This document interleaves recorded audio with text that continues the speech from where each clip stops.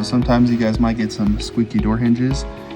I'm using a pin removal tool. You can use a screwdriver and a hammer, or anything that can get up inside here, and tap it out. And you're just gonna come from the bottom.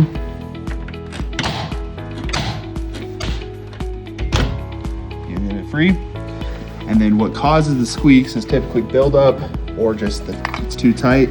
So I'm gonna use some hinge lube, and I'm gonna take a little paper towel just to make sure I don't make a mess. I'm just gonna put a little bit on there, coat it, coat it like that, and you're simply just gonna set it back in. And sometimes you might need to get a hammer or another tool, but we're just gonna use this.